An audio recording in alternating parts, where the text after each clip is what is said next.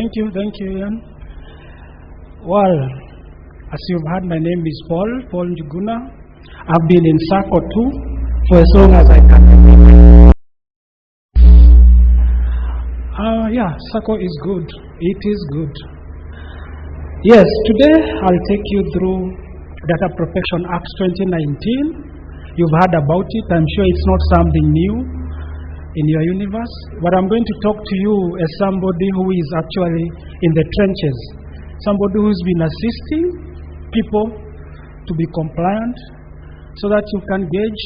And also, I want to give you a punchline, how important it is and how urgent it is.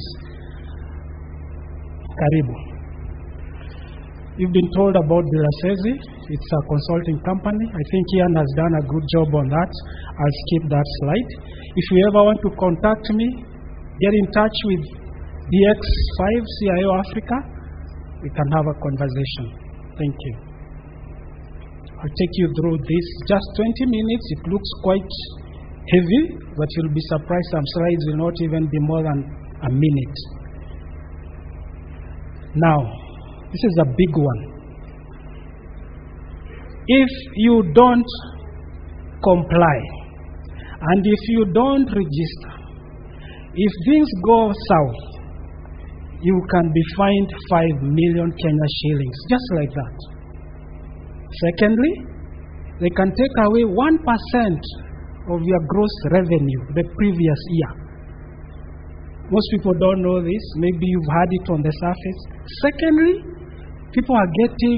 consumers are getting more attached to data privacy. They want to relate with people who have an assurance that their data is secured. So it's becoming a brand issue. And if you are dealing with multinational lately, as a vendor or whatever, they will ask you a few questions, confirm this, do you have privacy and all that. So proving and doing whatever needs to be done to be compliant is very, very important. It is therefore in your best interest to comply with the Data Protection Act 2019 of Kenya. In summary, maybe things you've heard before, the Act is called Data Protection Act 2019. It came up in effect 2021. Registration started in 2022, somewhere thereabout. And the essence of this act is to give power to Article 31C, which states individuals' data must be protected and it's private. That is just a statement in the Constitution, so the Commission was created to create frameworks to achieve this objective. In principle, you must process the data lawfully, minimize collection, don't collect unnecessary data. Most people, let's say you're going for an interview, you fill forms, they even ask you your next of kin. That is very unnecessary information. Just collect data for the purpose it is intended for, and restrict further use of that data. If you're collecting data to maintain database for your clients, to give loans, that is the only reason why you've collected that data. Don't go beyond just because somebody has checked in into your establishment. You have an event next week or next month, and you have my contact, you send me. That's a no-no. Basically, when you reach the level of registration, you don't register as, it's a company, you are registering as a company, but there are demarcations. Are you registering as a controller or a data processor? It addresses the transfer of data very seriously outside the territory. And you remember some years back, I think Safaricom sensed this and they brought M-Pesa back home. You can still transfer your data, but you need to comply and follow certain regulation, and the Commissioner Office or other people of expert will assist you. However, in case you didn't know, there are some exemptions. national security or public interest, anything to do with court or taxation, prosecution, and all that. That's an exemption. Notable interest, so far, since registration started, last time I checked, they've registered more than 2,000 companies or data processors or data controllers. So if you've been left behind, just ensure you do that. Just to break it up, you remember this issue of Huduma registration? It was an idea that was good to the government and whoever brought it up. Very good idea. But it failed on one thing. Not because it was a bad thing, but there is one thing they didn't do.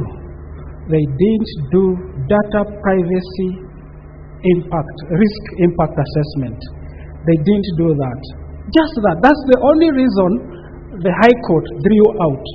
You did not show us, okay, you've collected this data, what would happen? And if it happened, what are the mitigations you're going to take? So whatever you are doing in whatever you are, please make sure you have a document that states, I agree, there will be risks, and these are the level of the risks, these are the steps I've taken to mitigate, but in the event it happens, this is what I will do. That document is very critical. There are 8 pillars which you need to assimilate and understand in regard to Data Protection Act. Penalty of non-compliance, I've mentioned, 1%, 5 million. That's now as an establishment. There is also another fine for an individual. I'll get back to that. I've mentioned about territorial, and then the explicit returnable concept of data subject. You see, we have this idea that we've been told we have to ask our clients or the people we relate with to agree on certain things. That has to be very clear. You can't hide it in those small letters which are almost 5 pages. It has to be in clear language. Somebody has to tick somewhere or agree. Don't tick. For me, I just enter. Talking about technology.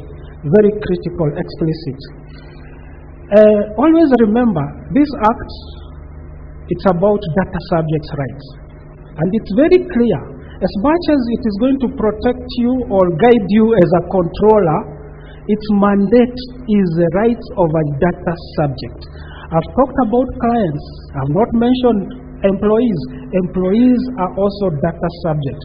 The way you handle data subject, the employees is very critical. In fact, that is the weakest link because those are the people you deal with all the time. If you don't handle the data properly, it is exposed, and people get to know sensitive data and private data. Those are 2 categories. They can take you to court. And the controller, the commissioner office is ready to listen to that. There is a whole regulation how they handle all that. In the event you've been breached, you must report within 72 hours. Being breached means you have reasons to believe somebody has come into your system, either electronically or manually. I can come to a drawer and grab some files. You have to report that within 72 hours. But if you have reasons to believe I took your data and I can't access it, that has an exemption.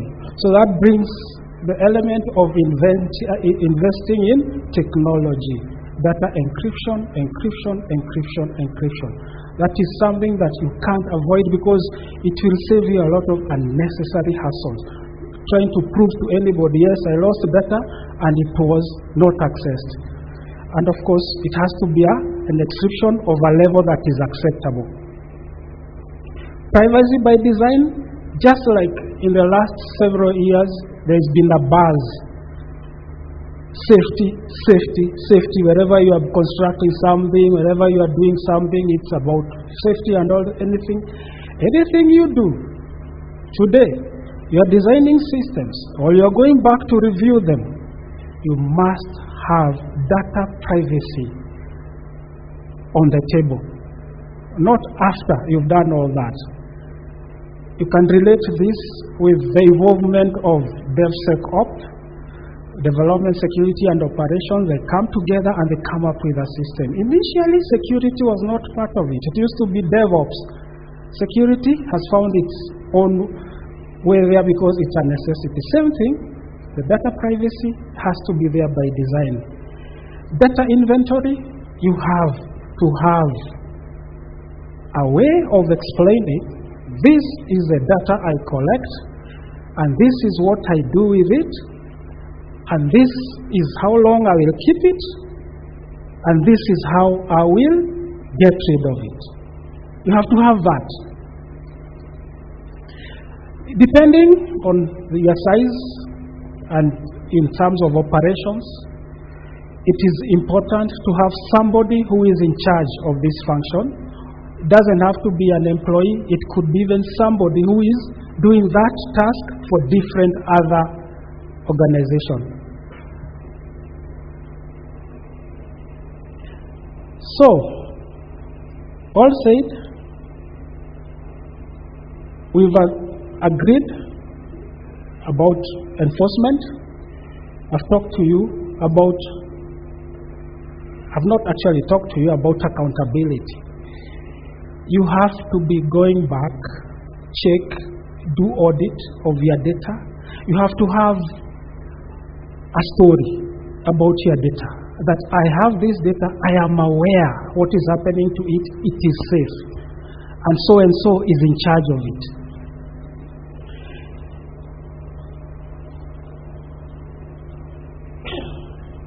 Profiling.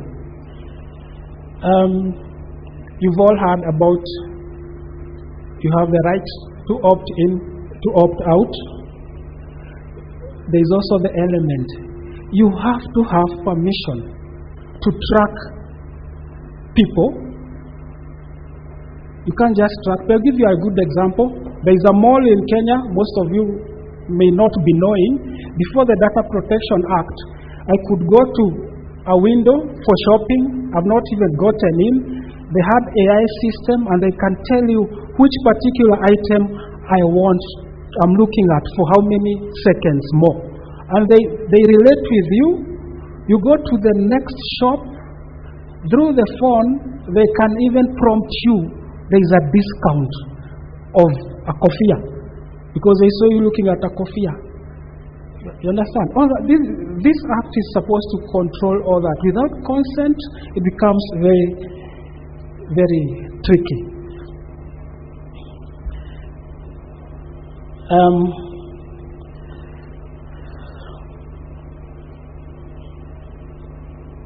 I mentioned to you encryption is very important. Now the question will come, I have so much data, I need it.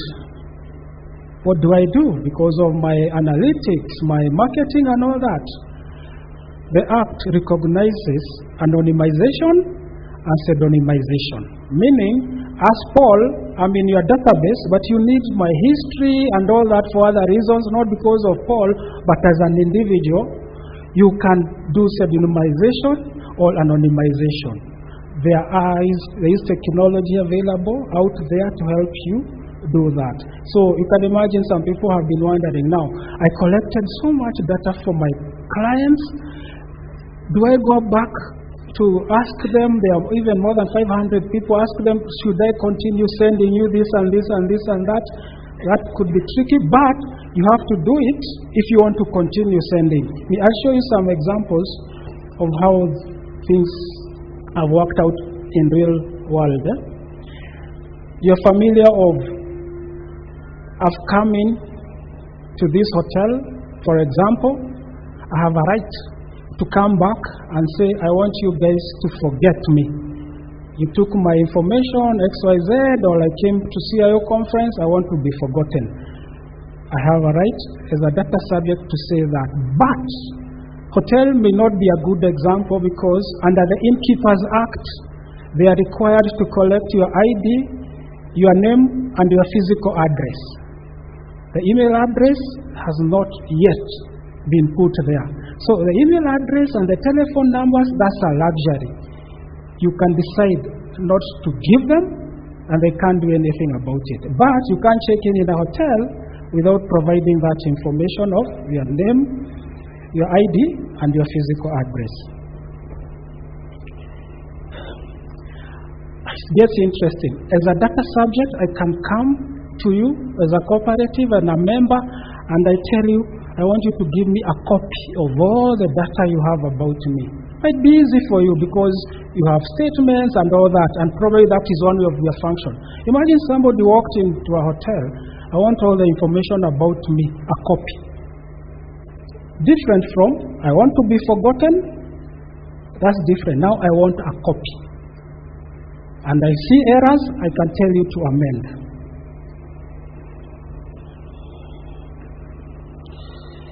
So, legal requirements. There are two things here. We have legal, and it's very, very important for us to comply to this. This related with slide number 1. And it's interesting because if you are not compliant, because you are trying to save, you get hit, you lose all what you are saving. Hit is being caught. You have to address all this is just a tip of the iceberg. You have to invest in technology. Because how do you do anonymization? How do you do that? It has to be technology. A good example, by law, if you walk into a place where there is CCTV, I'm supposed to see this place is under CCTV surveillance. When I get in, I have agreed to get in there. If you have CCTV and it's a public place, it's illegal because you didn't alert me you're taking my CCTV. Now it's interesting, when I walk out of your premises, I can come back and tell you, erase me. You have to invest in technology. Yeah? How do you remove Paul and why? First, you have to investigate what was Paul doing before he says he wants to be removed. You can't cut. You just have to do the things we see. Maybe mask my face, I'm not visible. That, you can't just do it. It's an investment.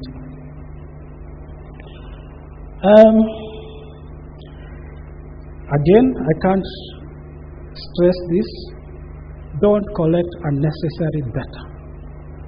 Collect it for whatever it's intended for. And always remember, the less data you have, if it's not necessary, the less convenience it is for you. In terms of data, you have probably what I can say 3 pillars. You have your data, the data of your clients, and you're also relating with other vendors, third party. It is your responsibility to also follow up and find out, are these people taking care of the data the way it's required? That's why you find you asked for certification. If you want to hold maybe an event or you want to do something, you asked for a proof that you've complied with all this. So take note, you can't be working in your own universe alone. You have to be working with other people. It's your business to find out how are they dealing with your data. I've reached a stage now of giving you an example. This is a guest registration card. You've checked into a hotel, either online, and when you check in, you have to sign, isn't it? When it's printed, unless you are in a level where your details are visible, hotels have gone a level of investing that even your personal details are not visible to just anybody working there. This is an investment. So you have to also look at it from where you are coming from. You have documents which have personal data, IDs and all that, passports. If that document is critical for something, you as a controller or a processor, what will you do to make sure that not all data is visible just because this document is needed? Even the screens themselves, just because somebody is at the reception and checking something about you as a guest doesn't give them the right to also see everything. It is also a must. You have to have privileged rights to be able to see some of those things. Look at it that way. And also the systems you are using. Is it necessary for everybody who is accessing details to see everything? Maybe I've just come to ask a question, the guy logs in. Why can it be they can only see what is necessary at that point? If more information is required, we take it to the next level. A good example, this is me. I was being enrolled in a program, loyalty program. You see, I've been told, should I opt in or should I opt out? This is happening in real world. Now, this is a letter that was written to one of the clients. This guy said, you have my information, I want you to remove and prove to me you have removed my information. This is real, I've just made it a bit difficult for you to see who it is, but it's happening in real world. They will come to you, forget me. What will you do? You need to do some investment. And that is a journey of getting compliant. You have to start somewhere, a strategy.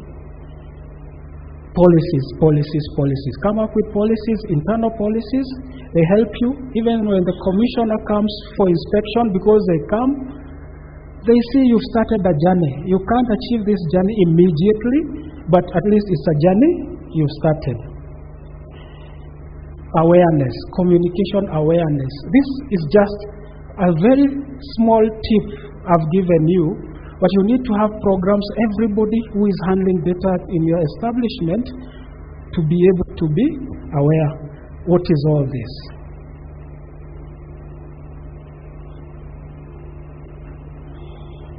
I'm going to summarize the action you are going to take. Not in the conversation I've given you, but this is now even what I haven't told you. Data protection and privacy impact assessment, mandatory. Very, very important. You have to have it. Secondly, you have to have data privacy transformation program. You have to start this journey. And then inventory. Privacy by design and third-party procedures. It's your business to know third parties handling your data. What are they doing? This slide is just telling you as it is. I have not covered even that iceberg you're seeing. You understand? I've tried to cover the iceberg, but there's so much I've not covered because we don't have all the time. This training and awareness takes time, but have a look at it. I'm sure CIO, they share presentation. You can have a look at all that stuff, including rights of children. It's also there in the Act. Yeah? AAU, Malabo Convention. This is a journey that African Union started a long time ago. Kenya is not a signatory. What is the relationship between this and GDPR? All that.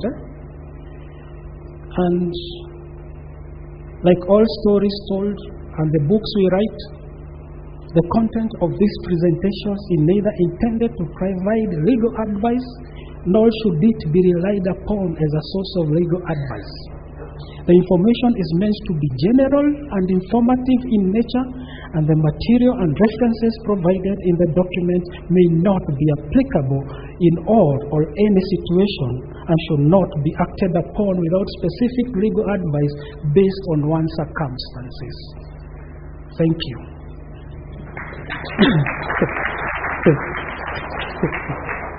Thank you.